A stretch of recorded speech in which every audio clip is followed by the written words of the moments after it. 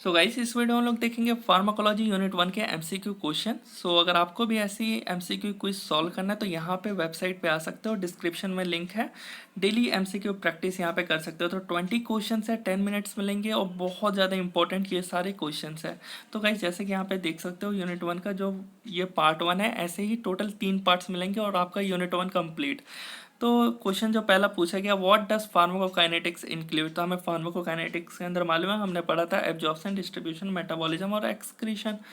Option क्या है, drug biotransformation in the organism, drug distribution of drug in the organisms, both A and B, none of this. तो हमें मालूम है जो मेटाबॉलिज्म भी होता है और डिस्ट्रीब्यूशन भी होता है, तो ये दोनों ही करेक्ट है। तो both A and B is the correct option.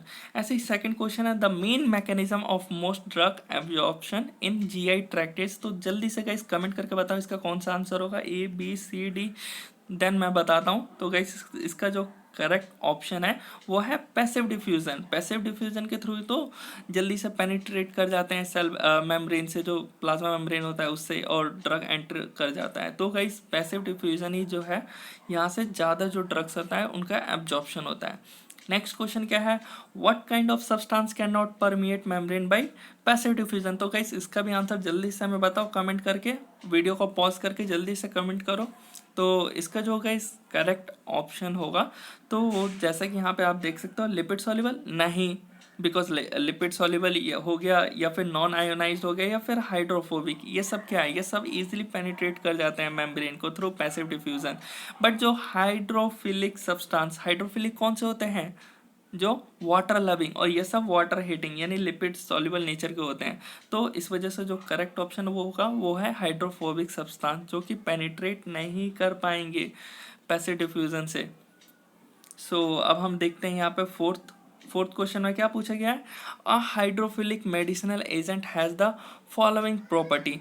तो जल्दी से गाइज इसका भी आंसर बताइए हमें कमेंट करके, वीडियो को पॉज करके। तो गाइज इसका जो करेक्ट ऑप्शन होगा इनमें से, तो देख लेते हैं, low ability to penetrate through the cell membrane lipid, yes पहला वाले ही जो है वही करेक्ट है यहाँ पे। और यहाँ पे penetrate through cell membrane by mean of endocytosis, नहीं, ये सब नहीं होगा। जो करेक्ट ऑप्शन होगा वही यही है, लो एबिलिटी होता है penetrate through the cell membrane lipid.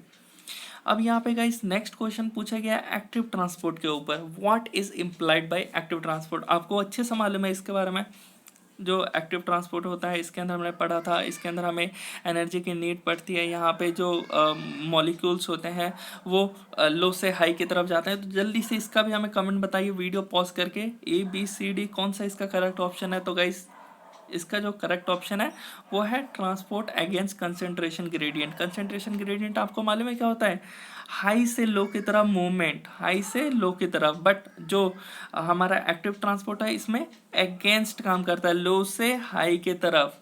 तो इसलिए जो करेक्ट ऑप्शन है होगा वो है हमारा कौन सा, ट्रांसपोर्ट अगेंस्ट कंसेंट्रेशन ग्रेडियंट। अब यहाँ पे नेक्स्ट क्वेश्चन पूछा गया, pick out the appropriate alimentary route of administration when passage of drug through liver is minimize. तो इसका भी आंसर गाइस जल्दी से हमें बताइए कमेंट करके, इसका आंसर क्या होगा। तो यहाँ पे गाइस पहला है ऑरल, नहीं ऑरल से भी होता है फर्स्ट पास मेटाबॉलिज्म। तो यहाँ पे लिवर से मिनिमाइज करना है उस ड्रग का। तो गाइस देखें तो यहाँ पे ऑरल नहीं, ट्रांसडर्मल नहीं, तो करेक्ट ऑप्शन है रेक्टल, रेक्टल को जरूर देंगे। उसका जो फर्स्ट पास मेटाबॉलिज्म होगा वो भी मिनिमाइज हो जाएगा। अब यहाँ पे नेक्स्ट क्वेश्चन पूछा गया, the reasons determine bioavailability are. तो सेवेंथ का बहुत ज़्यादा ये इंपॉर्टेंट है।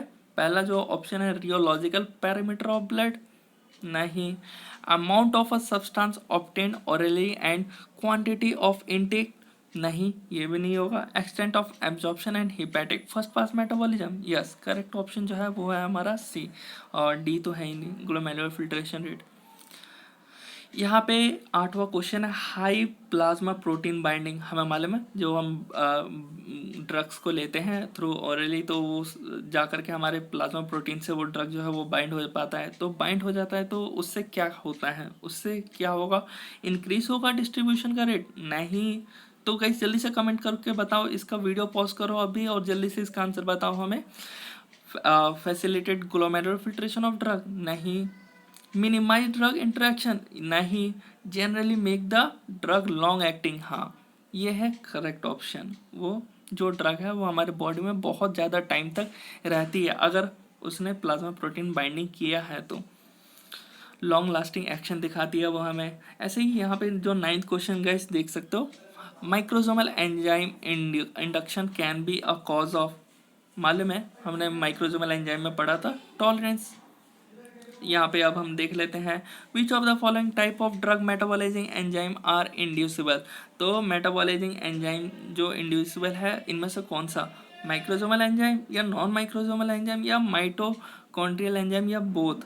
तो जल्दी से गाइस इसका भी आंसर बताओ। इसका मैंने एक बार बता रखा है आपको आंसर, तो इसका जो करेक्ट आंसर होगा वो होगा माइक्रोसोमल एंजाइम। बोथ में मत चले जाना, बोथ में कंफ्यूज यहाँ पे हो जाओगे, सिर्फ माइक्रोसोमल एंजाइम में ही।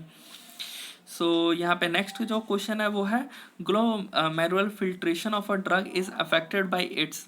तो जो 11th का आंसर का जल्दी से हमें बताओ। अभी मैंने थोड़ी देर पहले बताया था जो ग्लोमेरुलर फिल्ट्रेशन होता है ड्रग का, यानी जो एक्सक्रीशन प्रोसेस होता है वो अफेक्ट किससे होता है, लिपिड सॉल्युबिलिटी से। नहीं, अरे लिपिड सॉल्युबल है तो जल्दी से जाएगा, जल्दी से एब्जॉर्प्शन, डिस्ट्रीब्यूशन, मेटाबॉलिज्म और एक्सक्रीशन हो जाएगा। प्लाज्मा प्रोटीन बाइंडिंग, हाँ प्लाज्मा प्रोटीन बाइंडिंग ही तो है जो बॉडी के अंदर ड्रग को रोके रखती है, इसका जल्दी से फिल्ट्रेशन एक्सक्रीशन नहीं होने देती है। तो करेक्ट ऑप्शन है प्लाज्मा प्रोटीन बाइंडिंग। तो नेक्स्ट क्वेश्चन है if a drug undergoes net tubular secretion it's renal clearance will be, क्या होगा, ज़्यादा होगा, इक्वल होगा, कम होगा या फिर इक्वल होगा यूरिन फॉर्मेशन से या ग्लोमेरुलर फिल्ट्रेशन से। तो ज़्यादा होगा ग्लोमेरुलर फिल्ट्रेशन रेट से कंपेयर करने पे। विच of the following is not a, यहाँ पे अच्छे से इस क्वेश्चन पढ़ना नहीं तो कंफ्यूज हो जाओगे, not a primary fundamental but a derive pharmacokinetic parameter. आपको मालूम है प्लाज्मा हाफ लाइफ, इसमें तो कोई दिक्कत है नहीं इस क्वेश्चन में। बस क्वेश्चन अगर अच्छे से पढ़ लिया तो आंसर इसका भी गाइस जल्दी से, तो बहुत ही इजी वाला क्वेश्चन है, एकदम लड्डू वाला क्वेश्चन है ये वाला। जल्दी से इसका आंसर हमें बताइए कमेंट करके, वीडियो को पॉज करके। Drug which undergoes high degree of first pass metabolism in liver, correct option क्या है, ए बी सी डी। तो इसका करेक्ट ऑप्शन है हैव लो ऑरल बायोबिलिटी। ऐसे ही जो 15 क्वेश्चन है diffusion of drugs across cell membrane, तो गाइस इसका भी आंसर आपको मालूम है, इसका ऑप्शन जो होगा वो होगा C, is affected by extent of ionisation जो होता है ड्रग मॉलिक्यूल का। अब यहाँ पे बहुत इंटरेस्टिंग क्वेश्चन है, इसको मैंने आपको पहले भी बताया था। तो गाइस 2-3 क्वेश्चन है जो थोड़े सिमिलर टाइप के हैं, तो ये भी आपको मालूम होना चाहिए। रीडिस्ट्रीब्यूशन कब होता है, high lipid soluble drug, poor lipid soluble drug. तो करेक्ट ऑप्शन है हाई लिपिड सॉल्युबल ड्रग। जितना ज़्यादा हाईली लिपिड सॉल्युबल होंगे तो इनका बार बार रीडिस्ट्रीब्यूशन होगा, ज़्यादा होगा।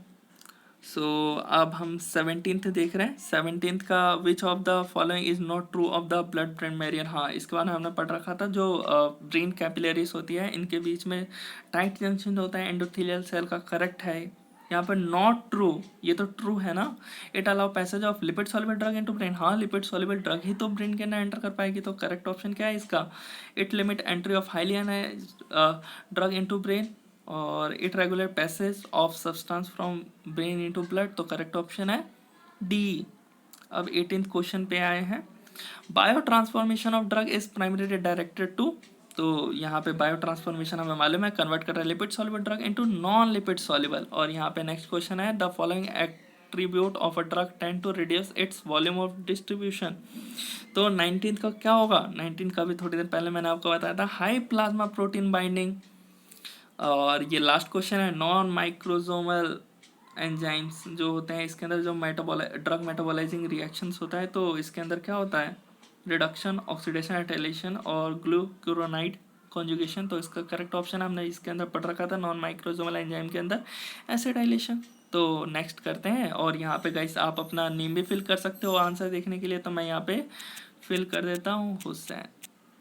जैसा कि देख सकते हो यहाँ पे मैंने सबमिट भी कर दिया गाइस, और यहाँ पे हमारे आंसर भी थोड़ी देर में दिख जाएगा। तो यहाँ पे कुछ सेकंड वेट करना है और आपको यहाँ पे सारे आंसर्स मिल जाएंगे। तो गाइस ऐसे प्रैक्टिस करने के लिए जल्दी से अगर आपने नहीं दिया ये क्विज तो जल्दी से आप हमारे डिस्क्रिप्शन में जा करके दे सकते हैं। तो गाइस यहाँ पे 12 दिखा रहा है, ऐसा क्यों, देख लेते हैं थोड़ा। आई थिंक हमने मार्क नहीं किया हो। करेक्ट है, करेक्ट है, सारे तो करेक्ट है। आई थिंक हमने स्किप कर दिया होगा यहाँ पे गाइस, देखो स्किप कर दिया है, इसकी वजह से थोड़ा कम दिखा रहा है, बट हाँ वही हमने किया था, ज़्यादा होता है स्किप की वजह से ये थोड़ा कम दिखा रहा है, तो हमने वो मार्क नहीं किया था। आप वीडियो में भी जाके देख सकते हो, वहाँ पे स्किप कर दिया होगा गलती से। और एक रॉन्ग भी नहीं है यहाँ पे गाइस, रॉन्ग नहीं है, ये ठीक है। एसिटाइलेशन ही हमने किया था, तो मेनली हमने जो किया था उसमें जनरली हमने जो किया था वो स्किप कर दिया था। स्किप नहीं किया होता, अगर आप वीडियो में भी जा के देख सकते हो, स्किप नहीं किया होता तो कंप्लीटली जितने भी आंसर थे वो सारे करेक्ट थे। तो गाइस ऐसे ही इंटरेस्टिंग वीडियो के लिए हमारे चैनल को सब्सक्राइब करें। मिलते हैं guys next video, next part, इसका टोटल 3 पार्ट्स में ये कंप्लीट होगा। तो गाइस मिलते हैं नेक्स्ट पार्ट में।